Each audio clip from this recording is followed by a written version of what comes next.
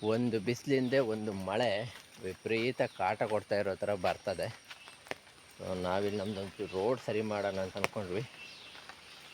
ಈ ಮಳೆ ದಶೆಯಿಂದ ಅದು ಕೂಡ ಆಗಲ್ಲ ಅನಿಸುತ್ತೆ. ಕಾಡಿನ ಮಧ್ಯದ ರೋಡಿನ ಅವಸ್ಥೆ ಈ ಥರ ಇದೆ. ಸೊ ಮಧ್ಯದಲ್ಲಿ ಫುಲ್ ಹೊಂಡ ಆಗಿದೆ. ಸ್ಕೂಟಿ ತೊಗೊಂಬಂದು ಹೊಂಡ ಆಗಿದೆ. ಅದಕ್ಕೆ ಈ ಥರ ವೇಸ್ಟ್ ಕಲ್ಲುಗಳನ್ನು ಹಾಕಿ ರೋಡನ್ನು ಸ್ವಲ್ಪ ಸರಿ ಮಾಡಬೇಕಂತ ಯೋಚನೆ ಮಾಡೋದು. ಆದರೆ ಸರಿಕಟ್ಟಾಗಿ ಮಳೆನೇ ಬಿಡ್ತಾ ಇಲ್ಲ. ಮಳೆಯಲ್ಲಿ ಚೀಲದಲ್ಲಿ ಒಂದು ಸ್ವಲ್ಪ ಕಲ್ಲಿನ ಪುಡಿನ ತಂದಿಟ್ಟಿದ್ದೀನಿ. ರೋಡನ್ನು ಸರಿ ಮಾಡಬೇಕು. ನಮಸ್ಕಾರ, good morning, welcome back to RJ blogs. So ಇವತ್ತು ಆ್ಯಕ್ಚುಲಾಗಿ ನಾನು ನಿಮಗೊಂದು ವಿಷಯ ಹೇಳಬೇಕು ಅಂತ ಈ ವಿಡಿಯೋ ಮಾಡ್ತಾಯಿರೋದು. ಏನಪ್ಪ ಅಂದರೆ, ನಾನು ವಾಟರ್ಮ್ಯಾನ್ ಕೆಲಸ ಮಾಡ್ತಿರೋದಲ್ವ, ಇಲ್ಲೇ ಒಂದು ರೋಡ್ ಸೈಡಲ್ಲಿ ಒಂದು ಗೌಡ್ರ ಮನೆಗೆ ಒಂದು 2-3 ದಿನದಿಂದ ನೀರು ಬರ್ತಾಯಿಲ್ಲ ಅಂತ ಹೇಳಿದರು. ಅದನ್ನೇ ಚೆಕ್ ಮಾಡೋಕ್ಕಂತ ಹೋಗಿ ಸರಿ ಮಾಡಿ ಕೊಟ್ಟು ಬಂದೆ. ಅಲ್ಲಿ 2 ಮನೆ ಇದೆ, ಅಣ್ಣ ತಮ್ಮಂದ್ರದ್ದು.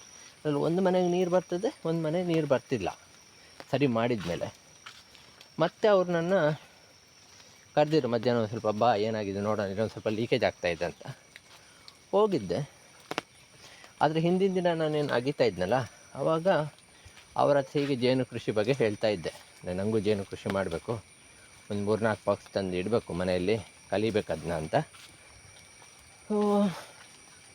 ಹಾಗೆ ಹೇಳಿದಾಗ ಅವ್ರು ಹೇಳಿದ್ರು, ನನ್ನ ಮಗನೂ 1-2 ಬಾಕ್ಸ್ ತಂದಿದ್ದಾನೆ ಅಂತೇಳಿ ಹೇಳಿದರು. ಸೊ ನಿನ್ನೆ ಮಧ್ಯಾಹ್ನ ಹೋಗಿದ್ನಲ್ಲ, ಆವಾಗ ನಾನು ಅವ್ರ ಮನೆ ಹತ್ರ ಅವ್ರ ಪೋರ್ಟಿಕೋದಲ್ಲಿ 2 ಬಾಕ್ಸ್ ಇಟ್ಟಿರೋದನ್ನ ನೋಡಿದೆ.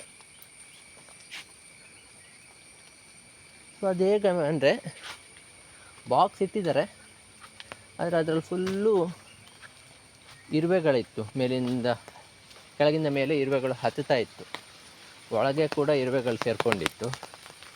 ಸೊ ಅದು ಕಚ್ಚೋ ಇರುವೆಗಳಲ್ಲ, ಈ ಸ್ವೀಟಿಗೆ ಮತ್ತು ಥಂಡಿ ಎಲ್ಲ ಇದ್ದಾಗ ಬರ್ತದಲ್ಲ, ಆ ಥರ ಇರುವೆಗಳು ಅದರಲ್ಲಿ ಮುತ್ಕೊಂಡಿತ್ತು. ಸೊ ನಾನು ಅವ್ರಿಗೆ ಹೇಳಿದೆ, ನೋಡಿ ಇಲ್ಲಿ ಇರುವೆ ಮುತ್ಕೊಂಡಿದ್ದೆ, ಈ ಒಂದು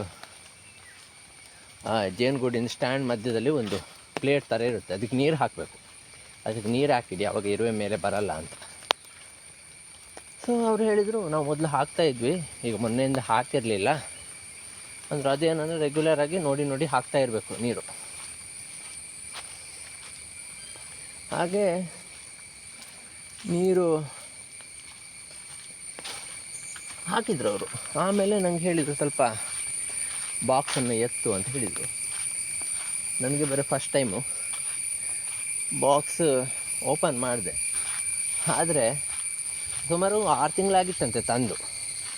ಬಾಕ್ಸ್ ಓಪನ್ ಮಾಡಿದೆ, ಆದರೆ ಬಾಕ್ಸಲ್ಲಿ ಜೇನು ಕಟ್ಟಕ್ಕಂತ ಒಂದು ಫ್ರೇಮ್ ಇರುತ್ತೆ. ಆ ಫ್ರೇಮಲ್ಲಿ ಎರಿ ಕಟ್ಟಿರಲಿಲ್ಲ, ಅಂದರೆ ಮೇಣದ್ದು ಇದು ಕಟ್ಟಿರುತ್ತಲ್ಲ, ಸೊ ಅದು ಕಟ್ಟಿರಲಿಲ್ಲ. ಅದ್ರ ಬದಲಿಗೆ ಬಾಕ್ಸಿನ ಮುಚ್ಚಳದಲ್ಲಿ ಒಂದು 4-5 ಎರಿಗಳನ್ನ ಕಟ್ಟಿತ್ತು. ಈಗ ಅವ್ರು ಜೇನು ತೆಗಿಬೇಕು ಅಂತಿದ್ರು. ಅದು ನಾನು ಫಸ್ಟ್ ಟೈಮ್ ಬೇರೆ ಅಲ್ಲ, ನಂಗೆ ಕರೆಕ್ಟಾಗಿ ಅದನ್ನ ಕ್ಲೋಸಾಗಿ ನೋಡೋಕ್ಕೂ ಆಗಲಿಲ್ಲ, ಇಲ್ಲಿ ಹುಳ ಕಚ್ಚುತ್ತಾನೋ ಬರೀ ಹೆದರಿಕೆ. ಸೊ ನಾನು ಏನು ಮಾಡಿ ಹಾಗೆ ಮುಚ್ಚಿದೆ. ಆದರೆ ಅವ್ರೀಗ ಅದರಲ್ಲಿ ನನಗನ್ಸೋ ಪ್ರಕಾರ ಅದರಲ್ಲಿ ಅಷ್ಟೊಂದು ಜೇನು ಆಗಿರೋದು ಡೌಟು. ಅದು ಬೇರೆ, ಅದು ಮಳೆಗಾಲದಲ್ಲೆಲ್ಲ ಶುಗರ್ ಸಿರಪ್ ಕೊಡಬೇಕು ಅವುಗಳಿಗೆ, ತಿನ್ನೋಕ್ಕೆ ಏನು ಇಲ್ಲ ಅಂದಾಗ ಶುಗರ್ ಸಿರಪ್ ಕೊಡಬೇಕಾಗುತ್ತೆ. ಕೆಳಗಡೆ ಏರಿಯಲ್ಲಿ ಜೇನು ಇರುತ್ತೆ. ಫಸ್ಟ್ ಅವ್ರು ಕೆಳಗಡೆ ಬ್ರೂಡ್ ಚೇಂಬರ್, ತಾಯಿ ಕೋಣೆಯಲ್ಲಿ ಎರಿ ಇರುತ್ತಲ್ಲ, ತಾಯಿ ಕೋಣೆಯಲ್ಲಿ ಎರಿಗಳಿಗೆ, ತಾಯಿ ಕೋಣೆಯ ಫ್ರೇಮ್ಗಳಲ್ಲಿ ಎರಿಗಳನ್ನ ಮಾಡಿ ಅವುಗಳಲ್ಲಿ ಜೇನು ಮಾಡಿ ಆಮೇಲೆ ಮೇಲಿನ ಫ್ರೇಮಿಗೆ ಬರುವಂಥದ್ದು. ಇಲ್ಲಿ ಏನಾಗಿದೆ, ಕೆಳಗಡೆ ನಾನು ಕರೆಕ್ಟಾಗಿ ಅಬ್ಸರ್ವ್ ಮಾಡಲಿಲ್ಲ. ಮತ್ತು ನೊಣಗಳ ಮೇಲೇನು ಇರಲಿಲ್ಲ, ಮೇಲಿನ ಫ್ರೇಮಲ್ಲಿ ಏನು ನೊಣ ಇರಲಿಲ್ಲ, ಕೆಳಗಿನ ಫ್ರೇಮಲ್ಲೇ ಇತ್ತು. ಮೋಸ್ಟ್ಲಿ ಇರುವೆಗಳು ಬಂತಲ್ಲ, ಅದಕ್ಕೆ ಎಲ್ಲ ನೊಣಗಳು ಕೆಳಗಿನ ಫ್ರೇಮಲ್ಲಿ ಸೇರ್ಕೊಂಡಿದ್ವಾ ಏನು ಅಂತ ಗೊತ್ತಿಲ್ಲ. ಕ್ಲೋಸಾಗಿ ನಾನು ಅದನ್ನ ಅಬ್ಸರ್ವ್ ಮಾಡಿಲ್ಲ. ಫಸ್ಟ್ 2 ಗೂಡಲ್ಲಿ ಅದೇ ಥರ ಆಗಿದೆ, ನಾನು 1 ಗೂಡು ಮಾತ್ರ ನೋಡಿದೆ ಅವ್ರದ್ದು.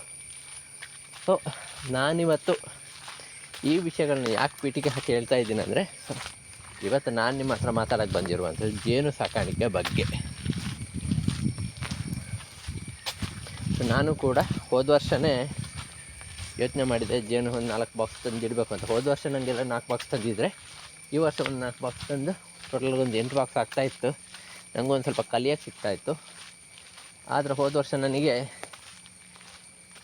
ಸಿಗಲಿಲ್ಲ, ಯಾಕಂದರೆ ಆ ಟೈಮಲ್ಲಿ ಸ್ವಲ್ಪ ದುಡ್ಡಿನ ಸ್ವಲ್ಪ ಕಷ್ಟ ಆಗಿತ್ತು.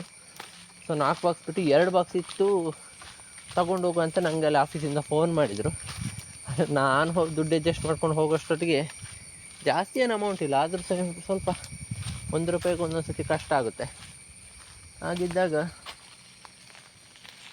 ನನಗೇನಾಯಿತು, ನನಗೆ ಕಷ್ಟ ಆಗೋಯ್ತು ದುಡ್ಡು ಅಡ್ಜಸ್ಟ್ ಮಾಡೋಕ್ಕೆ. ನನಗೂ ಸಾಲಾಗಿಲ್ಲ ಅದೆಲ್ಲ ಇತ್ತು ಸ್ವಲ್ಪ. ಹಾಗಾಗಿ ಇವಾಗ ನಾನು ಯತ್ನ ಮಾಡಿದೆ. ಮೊನ್ನೆ ಕೇಳಿದೆ ನಾನು ಆಫೀಸಿಗೆ ಫೋನ್ ಮಾಡಿ, ಟ್ರೈನಿಂಗ್ ಕೊಡ್ತೀರಾ ಅಂತ ಕೇಳಿದೆ. ಹೋದ ಸರ್ತಿನೂ ಟ್ರೈನಿಂಗ್ ಇರಲಿಲ್ಲ, ಈ ಸರ್ತಿನೂ ಟ್ರೈನಿಂಗ್ ಇಲ್ಲ ಅಂದರು. ಬಾಕ್ಸ್ ಇದೆಯಾ ಅಂತ ಕೇಳಿದಕ್ಕೆ ಇದೆ ಅಂದರು. ನೋಡಬೇಕು 4 ಬಾಕ್ಸ್ ಸಿಗುತ್ತಾ ಇಲ್ಲವೋ ಗೊತ್ತಿಲ್ಲ. ತುಂಬ ಜನ ಕೇಳ್ತಾರಂತೆ. ಹಾಗಾಗಿ ಒಬ್ಬರಿಗೆ 2 ಬಾಕ್ಸ್ ಲೆಕ್ಕ ಕೊಡೋದು ಅಂತ ಹುಡುಗ, ಅದು ನನ್ನ ಗೌಡ್ರ ಮನೆಗೆ ಪೈಪ್ ರಿಪೇರಿ ಮಾಡ್ಕೋಗಿದ್ದರು. ಆ ಹುಡುಗ ಸಿಕ್ಕಿದ್ದ ಸಂಜೆ.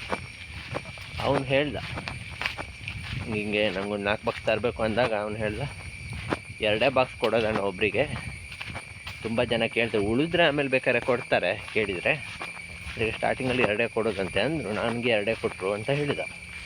ನಾನು ಹೋದ ಸತಿ 4 ಬಾಕ್ಸ್ ಕೇಳಿದ್ದಕ್ಕೆ ಕೊಡ್ತೀನಿ ಅಂದಿಲ್ಲ. ಈ ಸರಿ ಕೇಳಬೇಕು ಎಷ್ಟು ಬಾಕ್ಸ್ ಕೊಡ್ತಾರೆ ಏನಂತ ನೋಡಿ. ಅದು ಒಂದು ಪ್ರಾಬ್ಲಮ್ ಏನಪ್ಪ ಅಂದರೆ, ಬೆಳಿಗ್ಗೆ ಹೋಗಿ ಅವ್ರದ್ದು ಆಫೀಸ್ ಟೈಮಲ್ಲಿ ಹೋಗಿ ನಾವು ಅಮೌಂಟ್ ಎಲ್ಲ ಕಟ್ಟಿ ಎಲ್ಲ ಇದು ಮಾಡಿಕೊಂಡು ಬರಬೇಕು. ಅವರು ನಮಗೆ ಬಾಕ್ಸ್ಗಳನ್ನ ಕೊಡೋದು ಕತ್ಲೆಗೆ, ಅಂದರೆ ಹಗಲಲ್ಲಿ ಜೇನು ಕಚ್ಚೋ ಚಾನ್ಸಸ್ ಇರುತ್ತೆ. ಮತ್ತು ಅವ್ರು ರಾಣಿ ಗೇಟ್ ಹಾಕಿ ಏನೋ ಜೇನನ್ನ ಕೊಡೋಲ್ಲ ಅನಿಸುತ್ತೆ ನನಗೆ. ರಾಣಿ ಗೇಟ್ ಹಾಕಿ ಕೊಡ್ತಾರೋ ಕ್ಲೋಸ್ ಮಾಡಿ ಕೊಡ್ತಾರೋ ಇಲ್ಲೋ ಗೊತ್ತಿಲ್ಲ ಸರಿಯಾಗಿ. ರಾಣಿ ಗೇಟ್ ಹಾಕಿ ಕೊಟ್ಟರೆ ಪರವಾಗಿಲ್ಲ, ಯಾಕಂದರೆ ಬೇರೆ ಹುಳಗಳು ಹಾರಿ ಹೋದರೂ ರಾಣಿ ಒಳಗಡೆ ಇರ್ತದೆ. ಹಾಗಾಗಿ ಎಷ್ಟೇ ದೂರದಲ್ಲಿ ಜೇನುನೊಣಗಳಿದ್ರೂ ಬಂದು ಗೂಡಿಗೆ ಸೇರ್ತವೆ. ಆದರೆ ರಾಣಿನೇ ಹಾರೋದು, ರಾಣಿ ಹಿಂದೆ ಉಳಿದೆಲ್ಲ ಜೇನುನೊಣಗಳು ಹೋಗ್ತವೆ. ಹಾಗಾಗಿ ಅದು ಹೇಗೆ ಮಾಡ್ತಾರೆ ಏನಂತ ಗೊತ್ತಿಲ್ಲ. ಹಾಗಾಗಿ ಅವನಿಗೂ 7-7.5 ಮೇಲೆ ಕೊಡ್ತೀವಿ ಅಂತ ಹೇಳಿದ್ರಂತೆ. ಅವನು ಕಾರಲ್ಲಿ ಹೋಗಿ ತಗೊಂಬಂದಿದ್ದಾನೆ. ಸೊ 2 ಬಾಕ್ಸು, ಅದರಲ್ಲಿ ಜೇನಿನ ಫ್ಯಾಮಿಲಿ ಇರುತ್ತೆ, 2 ಸ್ಟ್ಯಾಂಡ್ ಕೊಟ್ಟಿದ್ದಾರೆ. ಸೊ ನಾನೀಗ 4 ತಂದರೆ ನಾನೀಗ 4 ಬಾಕ್ಸು ವಿತ್ ಜೇನಿನ ಫ್ಯಾಮಿಲಿ, ನೊಣಗಳ ಫ್ಯಾಮಿಲಿ ಇರುತ್ತೆ, ಪ್ಲಸ್ 4 ಸ್ಟ್ಯಾಂಡ್. ನೋಡಬೇಕು ಎಷ್ಟು ಕೊಡ್ತಾರೆ ಏನು ಅಂತ. ಸೊ ನನಗೆ ಕಲಿಯೋದಕ್ಕಂತೂ ಭಾರಿ, ನಾನು ಈಗ ಜೇನು ಕೃಷಿ ಮಾಡಬೇಕಂತ ಯೋಚನೆ ಮಾಡಿದಾಗ ಬರೀ ಅವುಗಳ ವೀಡಿಯೋನೇ ಜಾಸ್ತಿಯಾಗಿ ನೋಡೋಕ್ಕೆ ಶುರು ಮಾಡಿದ್ದೆ. ಸೊ ಈಗ ನಾನು ವಿಷಯಕ್ಕೆ ಬಂದಿರೋದೇನಪ್ಪ ಅಂದರೆ, ಈಗ ಜೇನು ಸಾಕಾಣಿಕೆ ಅಂತ ಬಂದಾಗ ಫಸ್ಟು ನೀವು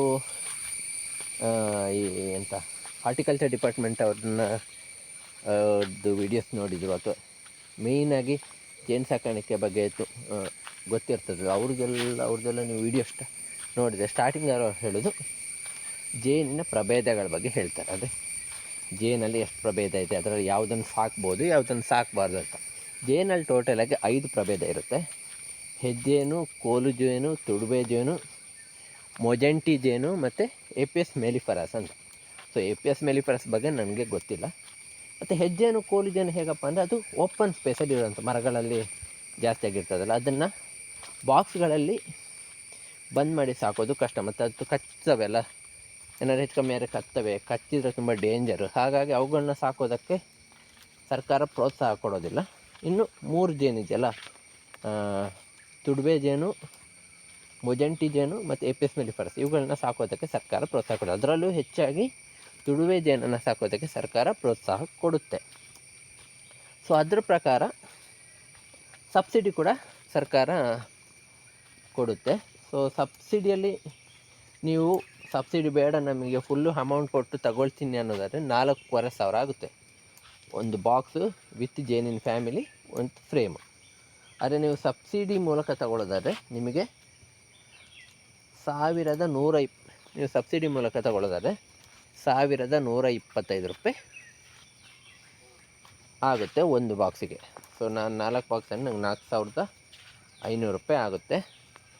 ಸೊ ನಾನು ಅದಕ್ಕೆ ತರಬೇಕು ಅಂತ ಯೋಚನೆ ಮಾಡ್ತಾಯಿದ್ದೀನಿ. ಈ ಸರಿ ಒಂದು 4 ಬಾಕ್ಸ್ ಸಿಕ್ಕರೆ ಮುಂದಿನ ವರ್ಷ ಅದನ್ನ ಡಬಲ್ ಮಾಡ್ತೀನಿ. ಈ ವರ್ಷ ಒಂದು 4 ಬಾಕ್ಸ್ ಸಿಕ್ಕರೆ ಮುಂದಿನ ವರ್ಷ ಮತ್ತೆ 4 ಮಾಡ್ತೀನಿ. ಹೀಗೆ ವರ್ಷ ಒಂದು ಸತಿ ಕರೆಕ್ಟಾಗಿ ಗೊತ್ತಾದರೆ ಅದ್ರ ಬಗ್ಗೆ, ಆಮೇಲೆ ನಾವು ಬಾಕ್ಸ್ ಮಾತ್ರ ತಗೊಂಡ್ರೆ ಸಾಕಾಗುತ್ತೆ. ಜೇನನ್ನೇ ನಾವೇ ಡಿವೈಡ್ ಮಾಡಿ ಸಪ್ರೇಟ್ ಫ್ಯಾಮಿಲಿ ಮಾಡ್ಬೋದು, ಬೇರೆಯವರಿಗೆ ಮಾರ್ಬೋದು, ಹೀಗೆಲ್ಲ ಮಾಡ್ಬೋದು. ಹಾಗಾಗಿ ಅದರ ಬಗ್ಗೆ ಒಂದು ಯೋಚನೆ ಇದೆ. ಸೊ ಆಲ್ಮೋಸ್ಟ್ ಎಲ್ರಿಗೂ ಗೊತ್ತಿರುತ್ತೆ ಜೇನು ಇದು ಹೇಗಿರುತ್ತೆ ಏನು ಅಂಥೇಳಿ. ಆದರೂ ಕೂಡ ನಾನು ಈ ವಿಡಿಯೋ ಮಾಡ್ತಾ ಇರೋದ್ರಿಂದ ನೋಡಿ ಜೇನಿನ ಬಾಕ್ಸು ಹೇಗಿರುತ್ತೆ ಅಂತ ತೋರಿಸ್ತೀನಿ. ಜೇನಿನ ಬಾಕ್ಸ್ ನೋಡಿ ಹೀಗಿರುತ್ತೆ, ಸ್ಟ್ಯಾಂಡ್ ಅದ್ರದ್ದು ನೋಡಿ ಹೀಗಿರುತ್ತೆ. ಈ ಕೆಳಗಡೆದು ಏನು ಫ್ರೇಮ್ ಬರುತ್ತೆ ಅದು ಬ್ರೂಡ್ ಚೇಂಬರ್ ಅಂತಾರೆ ಅದನ್ನ, ಅಂದರೆ ಜೇನಿನ ನೊಣಗಳ ಸಂಸಾರ ಕೋಣೆ ಅಂತಾರೆ. ಸೊ ಅದರಲ್ಲಿ ಇರುವಂಥ ಫ್ರೇಮ್ಗಳಲ್ಲಿ ಫಸ್ಟು ನೊಣಗಳು ಜೇನನ್ನು ಮಾಡ್ತವೆ, ಎರಿಗಳನ್ನು ಕಟ್ಟಿ ಜೇನನ್ನು ಮಾಡ್ತವೆ. ಆಮೇಲೆ ಅದೆಲ್ಲ ಫುಲ್ ಆದಮೇಲೆ ಮೇಲೆ ಇನ್ನೊಂದು ಕೋಣೆ, ಅದು ಜೇನಿನ ಕೋಣೆ. ಸೊ ಅಲ್ಲಿ ಇರುವ ಫ್ರೇಮ್ಗಳಲ್ಲಿ ಜೇನನ್ನು ಮಾಡ್ತವೆ. ನಾವು ಜೇನನ್ನು ತೆಗಿಬೇಕಾದ್ರೆ ಸಂಸಾರ ಕೋಣೆಯಲ್ಲಿರುವ ಜೇನನ್ನು ತೆಗಿಬಾರ್ದು ಅಂತಾರೆ. ಯಾಕಂದರೆ ಅದು ಅವುಗಳಿಗೆ ಮಳೆಗಾಲದಲ್ಲಿ ಆಹಾರಕ್ಕೆ ಅವುಗಳಿಗೆ ಬೇಕಾಗುತ್ತೆ. ಮಳೆಗಾಲದಲ್ಲಿ ಅವುಗಳಿಗೆ ಎಲ್ಲೂ ಹೋಗೋಕ್ಕಾಗಲ್ಲ ಹೊರಗಡೆ, ಮತ್ತು ಮಳೆಗಾಲದಲ್ಲಿ ಏನೂ ಕೂಡ ಸಿಗೋದಿಲ್ಲ, ಹೋಗೋಕ್ಕೂ ಆಗೋದಿಲ್ಲ ಮಳೆಗೆ. ಹಾಗಾಗಿ ಅವುಗಳಿಗೆ ಫುಡ್ಡಿಗೋಸ್ಕರ ಅದು ಅವುಗಳು ಮಾಡಿರ್ತವೆ, ಅವುಗಳ ಮುಂದಿನ ಫ್ಯೂಚರಿಗೋಸ್ಕರ, ಅವುಗಳ ಕುಟುಂಬಕ್ಕೋಸ್ಕರ ಅವುಗಳು ಮಾಡಿರ್ತವೆ. ಹಾಗಾಗಿ ಅದನ್ನು ಮುಟ್ಟಬಾರ್ದು ಅಂತಾರೆ. ಆದರೆ ಕೆಲವರು ಅದನ್ನು ತೆಗಿತಾರೆ. ಸೊ ಮೇಲ್ಗಡೆ ಚೇಂಬರಲ್ಲಿ ಏನು ಜೇನಿರುತ್ತೆ ಅದು ಹೇಗಪ್ಪ ಅಂದರೆ, ಸ್ಟಾರ್ಟಿಂಗಲ್ಲಿ ನಿಮಗೆ ವರ್ಷಕ್ಕೆ ಏಪ್ರಿಲ್ ಮೇ ಟೈಮಲ್ಲಿ ಜೇನನ್ನು ತೆಗಿಯೋಕ್ಕೆ ಸಿಗ್ತದೆ ನಿಮಗೆ.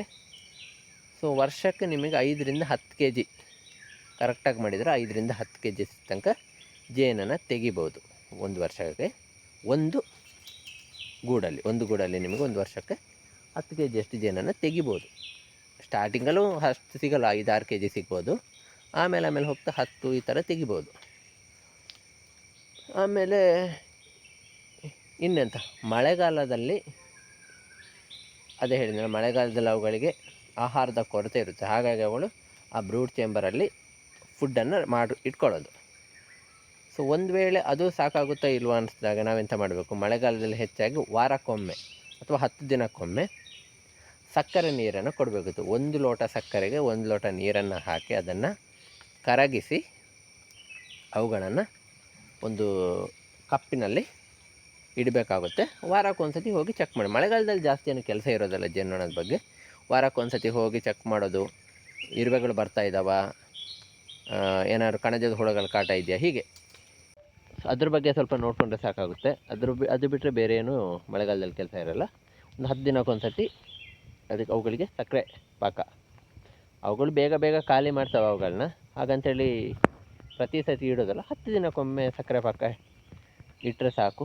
ಯಾವಾಗಂದರೆ ನೀವು ಯಾವಾಗ ಬಾಕ್ಸನ್ನು ತರ್ತೀರ, ಮಳೆಗಾಲ ಶುರುವಾದಾಗಿನಿಂದ ನವೆಂಬರ್ ತನಕ, ಮಳೆಗಾಲ ಮುಗಿಯೋ ತನಕನೂ ಅಕ್ಟೋಬರ್ ನವೆಂಬರ್ ತನಕ ನೀವು ಸಕ್ಕರೆ ಪಾಕನ ಕೊಡಬೇಕಾಗುತ್ತೆ. ಆಮೇಲೆ ಅವುಗಳು ಹೊರಗಡೆ ಹೋಗಿ ಅವುಗಳು ಹೂವೆಲ್ಲಾಗಿರುತ್ತಲ್ಲ, ಸೊ ಅದರ ಮಕರಂದನ್ನು ಹೀರಿ ಜೇನನ್ನು ಮಾಡ್ತದೆ. ಸಕ್ಕರೆ ಪಾಕ ಯಾಕೆ ಕೊಡೋದಂದರೆ ಫ್ಯಾಮಿಲಿ ಗಟ್ಟಿಯಾಗುತ್ತೆ. ಅವುಗಳ ಫ್ಯಾಮಿಲಿ ಗಟ್ಟಿಯಾದಾಗ ಅವುಗಳಿಗೆ ಫುಡ್ಡು ಒಳಗಡೆ ಸಿಗ್ತಾ ಇದೆ ಅಂದರೆ ಅವುಗಳು ಗೂಡನ್ನು ಬಿಟ್ಟು ಎಲ್ಲೂ ಹೋಗೋದಿಲ್ಲ. ಅವುಗಳಿಗೆ ಫುಡ್ಡೇ ಸಿಗ್ತಾ ಇಲ್ಲ ಅಂದರೆ ಗೂಡನ್ನು ಬಿಟ್ಟು ಹೊರಗಡೆ ಹೋಗ್ತದೆ, ರಾಣಿನೂ ಹೊರಗಡೆ ಹೋಗ್ತದೆ. ಹಾಗಾಗಿ ಅವುಗಳು ಗೂಡು ಬಿಟ್ಟು ಹೋಗಬಾರ್ದು ಅನ್ನೋ ಕಾರಣಕ್ಕೆ ಫುಡ್ಡನ್ನು ಕೊಡುವಂಥದ್ದು, ಅವುಗಳಿಗೆ ಆಹಾರ ಸಿಗುವ ಥರ ಮಾಡುವಂಥದ್ದು. ಮತ್ತಿನ್ನೊಂದು ಇರುವೆಗಳು ಹತ್ತಿದವ, ಅದೇ ಕಣಜದ ಹುಳು ಅದೆಲ್ಲ ಚೆಕ್ ಮಾಡಬೇಕು. ಇರುವೆಗಳು ಕಣಜದ ಹುಳು ಕಾಟ ಇದ್ದರೆ ಅವುಗಳು ಗೂಡು ಬಿಟ್ಟು ಪಲಾಯನ ಮಾಡ್ತದೆ. ಎಲ್ಲರೂ ನೀವು ಈ ಥರ ಅವುಗಳಿಗೆ ಫುಡ್ ಕೊಟ್ಟು ಅವುಗಳು ಸ್ಟ್ರಾಂಗ್ ಇದ್ದರೆ ಎಂಥ ಹುಳುಗಳನ್ನ ಬೇಕಾದ್ರೆ ಅವುಗಳು ಓಡಿಸ್ತದೆ. ಅದೇನು ಅವುಗಳಿಗೆ ಸಮಸ್ಯೆ ಆಗೋದು, ಅವು ಸ್ಟ್ರಾಂಗ್ ಇರ್ತಾವಲ್ಲ. ಅವುಗಳೇ ವೀಕ್ ಇದ್ದರೆ ಅವುಗಳು ಹೆದರಿ ಪಲಾಯನ ಮಾಡುತ್ತೆ, ಆ ಥರ. ಸೊ ಇದು ಜೇನುನೊಣಗಳ ಬಗ್ಗೆ ನನಗೆ ಗೊತ್ತಿರುವಂಥ ಮಾಹಿತಿ. ಸೊ ಅದ್ರ ಬಗ್ಗೆ ತುಂಬ ಕಲಿಯೋಕ್ಕಿದೆ ನನಗೂ ಕೂಡ. ನಾನು ತುಂಬ ಅದ್ರ ಬಗ್ಗೆ ಮಾಹಿತಿ ತಿಳ್ಕೊಂಡು ನಿಮಗೂ ಕೂಡ ಅದ್ರ ಬಗ್ಗೆ, ನಾನು ಜೇನಿನ ಬಾಕ್ಸ್ ಅಂದಮೇಲೆ ರೆಗ್ಯುಲರಾಗಿ ನಿಮಗೆ ನಾನು ಯಾವಾಗೆಲ್ಲ ಜೇನಿನ ಬಗ್ಗೆ ಚೆಕ್ ಮಾಡೋದು ಅವಾಗೆಲ್ಲ ರೆಗ್ಯುಲರ್ ವೀಡಿಯೋಸ್ಗಳನ್ನ ಮಾಡ್ತಾಯಿರ್ತೀನಿ. ಜೇನಿನ ಬಗ್ಗೆ ನಿಮಗೆ ನಾನು ಕಲಿತಾ ಇರ್ತೀನಿ, ನಿಮಗೂ ತಿಳಿಸ್ತಾ ಇರ್ತೀನಿ. ಅಂತ ಹೇಳ್ತಾ ಈ ವಿಡಿಯೋನ ಇಲ್ಲಿಗೆ ಮುಗಿಸ್ತಾ ಇದ್ದೀನಿ. ಈ ವಿಡಿಯೋ ಇಷ್ಟ ಆದರೆ ಲೈಕ್ ಮಾಡಿ, ಶೇರ್ ಮಾಡಿ, ಹಾಗೆ ಚಾನಲ್ನ ಸಬ್ಸ್ಕ್ರೈಬ್ ಮಾಡಿ, ಸಪೋರ್ಟ್ ಮಾಡಿ. ಮತ್ತೆ ಸಿಗ್ತೀನಿ ಮತ್ತೊಂದು ಹೊಸ ವಿಡಿಯೋ ಜೊತೆಗೆ. ಅಲ್ಲಿವರೆಗೂ ಟೇಕ್ ಕೇರ್. ವಿಡಿಯೋ ನೋಡಿದ್ದಕ್ಕಾಗಿ ಧನ್ಯವಾದಗಳು.